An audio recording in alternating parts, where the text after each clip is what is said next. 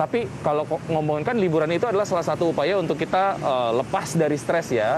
Nah, kalau untuk orang-orang di Jakarta, salah satu upaya untuk melepas stres itu adalah ke mall. Nah, kalau ngomongin ke mall, ini ada beberapa berita yang kemudian beberapa waktu yang lalu ini cukup mendapatkan perhatian yang cukup intens dari teman-teman netizen segitu. Mereka kemudian mengomentari berita mengenai syarat sertifikat vaksin pada saat masuk ke mall. Iya, dan ini sepertinya juga sudah berlaku hampir banyak ya di mal-mal di Jakarta gitu ya, Wiki ya. Karena memang ini menjadi satu yang penting sebenarnya, Wiki ya. Ketika orang ingin mengunjungi mall harus bawa sertifikat vaksin minimal vaksin pertama, Wiki, atau harus dua-duanya?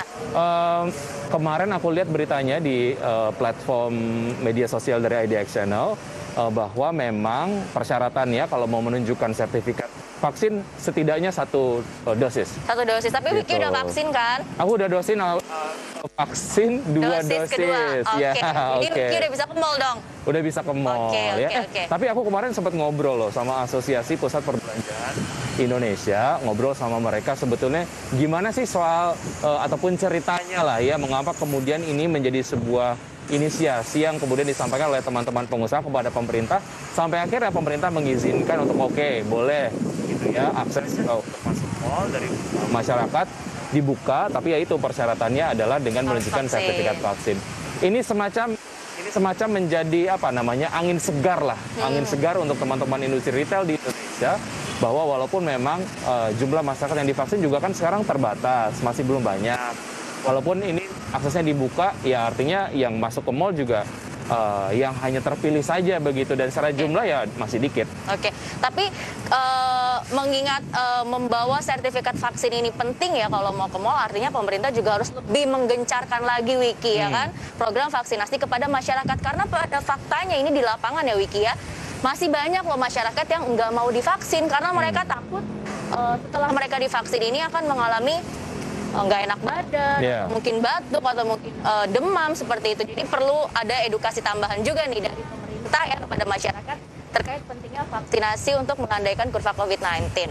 Baik, dan banyak sebetulnya manfaat-manfaat yang kemudian kita dapatkan ketika kita sudah divaksinasi. Itu menguatkan alasan mengapa kita harus secepat mungkin untuk memvaksinasi diri kita gitu. Karena dari berbagai research yang sudah disampaikan bahwa memang vaksinasi ini adalah mencegah perburukan gitu ya. Jadi kalau misalnya pada saat sudah divaksin terus kemudian kita terpapar virus COVID-19, tidak terjadi perburukan yang kemudian membuat kita akhirnya sakitnya semakin parah.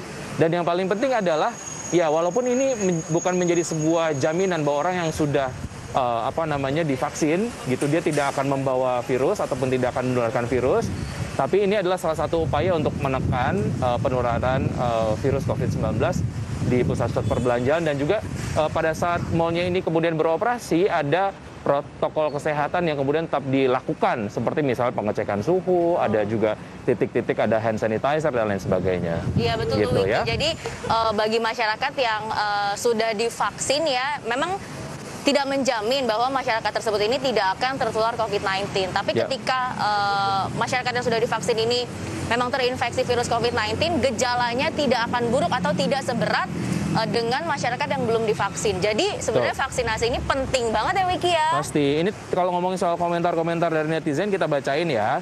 Yang pertama adalah ini ada Nerli Yogya. Ya ampun, saya nggak bisa divaksin karena kondisi kesehatan saya, dan saya nggak bisa kemana-mana karena peraturan ini. Karena orang yang mengidap autoimun tidak bisa vaksin. Lalu adakah solusinya? Jangan diskriminasi gitu kecuali Anda bisa menjamin 100% ketika divaksin tidak ada yang kena COVID. Tapi ini ya sudahlah, kata gitu.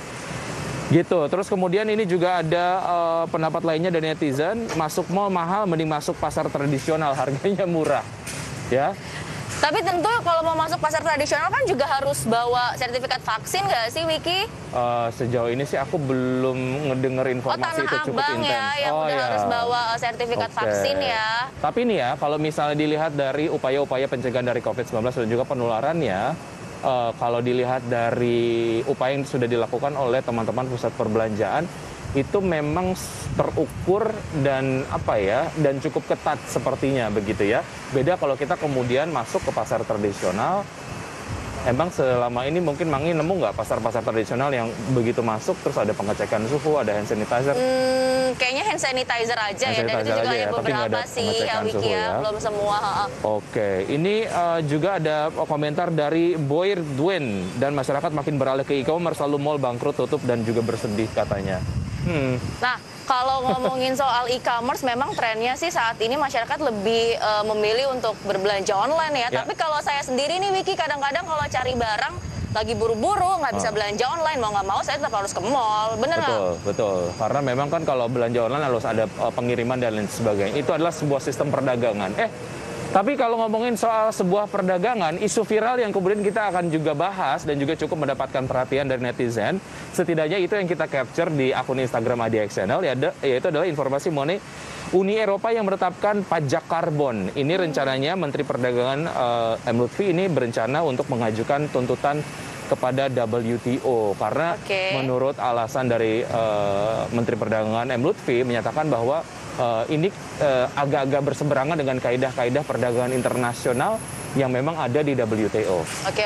Nah, jadi tentang pajak karbon itu gimana tuh Wiki? Pajak karbon untuk barang-barang ataupun komoditas-komoditas yang diekspor ke sebuah negara, atau kita spesifik bicara marketnya adalah Uni Eropa.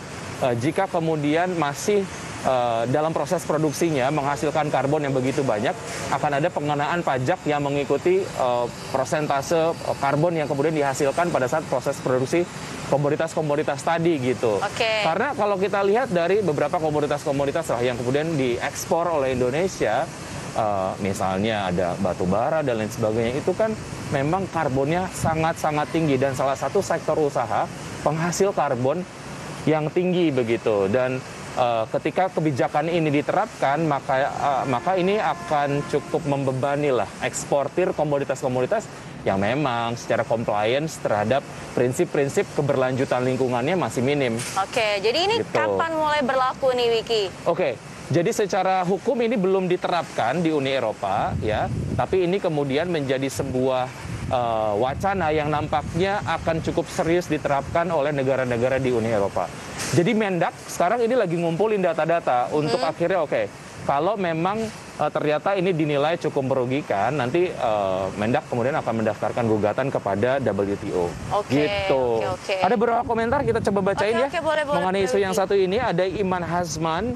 Dia bilang oksigen pajakin juga lah, kan hutannya Indonesia cukup luas. Dan ini juga ada komentar dari Yosaf Gusti nih yang mengatakan bahwa pajak karbon untuk mendorong pencapaian NDC memberikan dukungan pendanaan dalam rangka pengendalian perubahan iklim. Dan ada juga ini dari Hajar Nugros ya, yang mengatakan bahwa ada hubungan dengan emiten batu bara nggak ya gitu. Nampaknya ini juga ada hubungan dengan itu. Tapi kondisi ini di satu sisi untuk pengusaha-pengusaha eksporter yang komoditas-komoditasnya memang mengandung karbon yang cukup tinggi, ini mungkin memang bikin kesel dan juga mungkin membebani lah. Tapi bukan artinya kita cukup kesel dan tidak melakukan perbaikan apapun. Kalau kita lihat memang compliance dari banyak sekali komoditas-komoditas yang diproduksi oleh Indonesia, karbonnya memang masih tinggi. Artinya misalnya untuk energi gitu, itu artinya kita harus mempercepat langkah kita supaya sektor energi kita karbonnya betul-betul bisa ditekan, dan salah satu upayanya adalah dengan banyak menggunakan energi baru terbarukan supaya Indonesia punya daya saing yang lebih tinggi, karena nggak cuma Uni Eropa doang, negara-negara lain kayaknya trennya di masa depan akan menerapkan pajak karbon. Artinya kalau Indonesia nggak siap, Indonesia nggak bisa jualan apapun dong ke pasar internasional. Jadi memang di sisi lain juga energi terbarukan ini juga harus didorong untuk cepat-cepat digunakan juga gitu ya Wiki ya. Betul sekali. Ya udah, ini mungkin jadi trigger kita untuk semangat menerapkan prinsip-prinsip keberlanjutan lingkungan. Ada informasi lain yang kita akan hadirkan untuk pemirsa Power Breakfast. Usai jeda berikut ini, tetap di segmen What's Going On di program Power Breakfast.